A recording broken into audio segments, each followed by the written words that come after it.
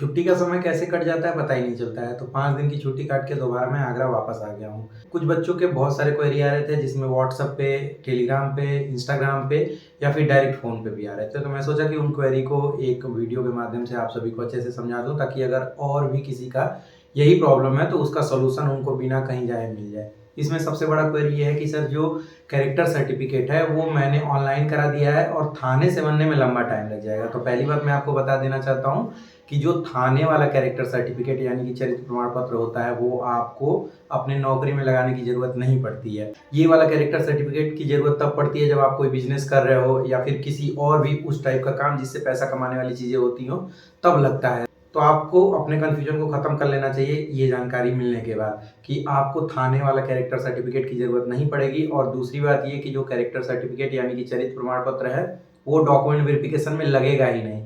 जब आपको मेडिकल और चरित्र सत्यापन के लिए बुलाया जाएगा उस दौरान जो भी चरित्र प्रमाण पत्र है, चाहे वो स्कूल का हो, चाहे वो प्रधान द्वारा बनाया गया हो या फिर जो 2 सम्रांत व्यक्तियों वाला हो, वो सारे कैरेक्टर सर्टिफिकेट आपको तभी लेके जाना है। तो ये समझ गया है कि आपको कैरेक्टर सर्टिफिकेट कहाँ से बनवाना है, अपने स्कूल से, ग्राम प्रधान से और 2 सम्रांत व्यक्तियों वाला कैरेक्टर सर्टिफिकेट, इन्हीं तीनों को बनवाना है। इससे आपका कन्फ्यूजन खत्म हो गया होगा। कुछ लड़कियों का क्वेरी था, कल मैंने एक वीडियो बनाया था जिसमें बताया था कि अगर आपका जाति प्रमाण पत्र पति के जगह पे पिता के तरफ से बना होगा तभी आपको जाति प्रमाण पत्र का लाभ मिलेगा, नहीं तो नहीं मिलेगा। अब इसमें समस्या तब फंस रही है, ये समस्या मुझे कैसे पता चला, कुछ लड़कियों का कॉल आया कि सर मेरी शादी 2021 में ही हो गई थी, अब 21 में होने के बाद सभी डॉक्यूमेंट ट्रांसफर हो गए थे। मैंने बहुत कोशिश करा कि पिता के साइड से मेरा जाति प्रमाण पत्र बन पाए, लेकिन फॉर्म भरने के बावजूद यानी कि जाति प्रमाण पत्र अप्लाई करने के बाद भी उसको कैंसिल कर दिया गया, ये बताते हुए कि आप अपने पति के साइड का बनवा लीजिए।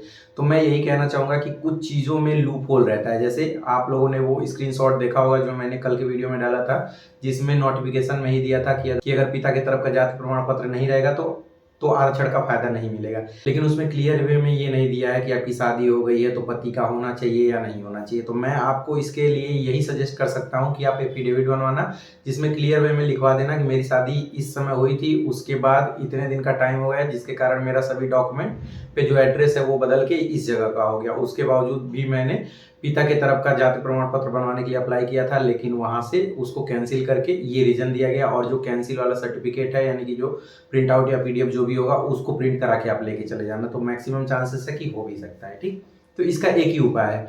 और कुछ लोग कंफ्यूज हो रहे हैं अपने ईडब्ल्यूएस के सर्टिफिकेट को लेके कि सर जो ईडब्ल्यूएस का सर्टिफिकेट है वो 1 साल की वैलिडिटी होती है उसकी, फॉर्म भरते टाइम 1 साल खत्म हो गया, अब हमें नया बनवा के ले जाना पड़ेगा या वही पुराना वाला मान्य होगा। तो भाई साहब मैंने आपको क्लियर वे में बता दिया कि चाहे जाति प्रमाण पत्र हो चाहे ईडब्ल्यूएस सर्टिफिकेट हो, तो इन दोनों को उसी हाल में लेके जाना है जिस हाल में आप लोगों ने अपलोड किया था।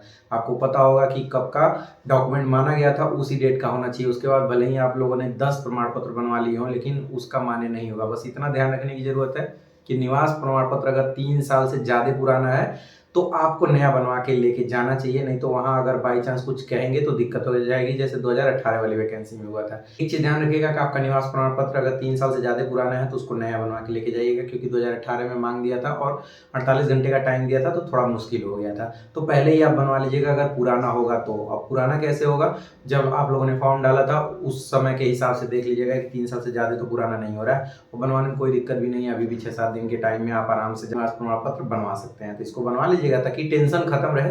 बाकी एफिडेविट के लिए कई लोग परेशान हो रहे हैं कि करेक्शन वाला एफिडेविट कैसे बनता है, तो आप स्क्रीन पे देख सकते हो इसी टाइप का करेक्शन वाला एफिडेविट बनता है। आप चले जाओगे वहाँ पे जो जो दिक्कतें आप बताओगे उसी हिसाब से वो पूरा एफिडेविट में डाल के एकदम मुहर और नोटरी वाला सब साइन करा के आपको दे देगा, ताकि वहाँ पे जब आप जाओगे तो वहाँ कोई दिक्कत नहीं होगी।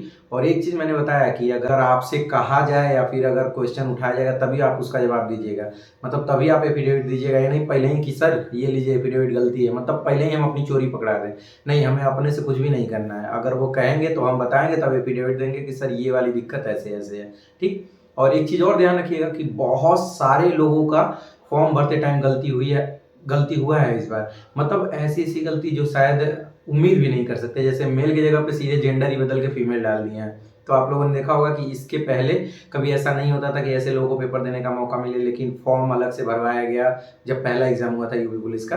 उसके बाद पेपर देने का भी मौका मिला। तो मुझे जहाँ तक लगता है, वैसे डॉक्यूमेंट वेरिफिकेशन के दौरान आपका जब थंब लगाया जाता है तो पूरा फॉर्म खुल जाता है, वहाँ से आप जो चाहे सो करेक्शन करा सकते हैं। तो मुझे लगता है कि सबको करेक्शन का मौका मिलेगा, और जिनके माता पिता के नाम के बीच में स्पेस है ना, किसी डॉक्यूमेंट में है किसी डॉक्यूमेंट में नहीं है, उनको डरने की ज़रूरत नहीं है। और जिनका आधार कार्ड में थोड़ा मिस्टेक है, उससे भी डरने की ज़रूरत नहीं है। आधार कार्ड से बहुत ज़्यादा प्रॉब्लम नहीं होने वाली है। जो हाई स्कूल का डाटा है उसी हिसाब से फॉर्म होना चाहिए, मेन यही चेक करते हैं। बाकी तो कुछ लोग और कह रहे थे कि सर फोटो नहीं है, तो फोटो के लिए भाई अगर नहीं मिलेगा तो आप जो फॉर्म का प्रिंट आउट निकालोगे ना, उसी को स्कैन करा के उसी का फोटो निकलवा लेना। उसमें डरने वाली कोई बहुत बड़ी चीज़ नहीं है। अगर आपको भी कोई चीज़ पूछना हो तो आप स्क्रीन पे दिए हुए इंस्टाग्राम आईडी को फॉलो करके मैसेज कर देना, मैं वहाँ पे जवाब दे दूंगा। अगर मुझे लगेगा कि यार ये वाला परेशानी तो बहुत सारे लोगों को हो सकती है, तो उससे रिलेटेड वीडियो बना दूंगा। उम्मीद करते हैं कि आप लोग रनिंग कर रहे होगे। रनिंग नहीं कर रहे हो तो भाई मुश्किल हो जाएगी। और लड़कियों के लिए मैं स्पेशली कहना चाहूँगा कि ठंड के टाइम में रनिंग करना थोड़ा मुश्किल होता है। आप लोग चीज़ों को जितना हल्का लोगे, लास्ट में आपके ऊपर वो भारी पड़ जाएगा, यानी कि आप रनिंग से बाहर हो जाओगे। अगर चाहती हो बाहर होना तो कोई बात ही नहीं है, नहीं तो भाई जी जान लगा के दौड़ो। और ये मत सोचो कि 15 मिनट 16 मिनट में यहाँ दौड़ रहे हैं तो वहाँ दौड़ जाएंगे। यहाँ 14 मिनट के अंदर दौड़ना है, चाहे जैसे भी दौड़ो, गिर के दौड़ो, पढ़ के दौड़ो, चाहे जैसे मन वैसे दौड़ो। और यही हाल मैं लड़कों के लिए भी कहना चाहूँगा कि भाई टाइम के अंदर यहाँ दौड़ के जाना है, नहीं तो वो माइंडसेट अगर उल्टा वाला हो गया ना कि अरे पता नहीं वहाँ क्या होगा क्या नहीं होगा। क्योंकि आपको पता है ना कि 100% जब एग्ज़ाम होता है तो हम थोड़ा सा मुश्किल से ही दे पाते हैं, तो वहाँ रनिंग का भी दबाव रहता है। तो पहले ही इन सारी चीज़ों को कवर कर लीजिए। बाकी पैर को आप लोग चोटिल होने से बचाइएगा, थोड़ा गाँव से दूर रहिएगा, लड़ाई झगड़ा मत करिएगा। मिलते हैं अगले वीडियो में, तब तक के लिए बाय बाय, अपना ध्यान रखिएगा।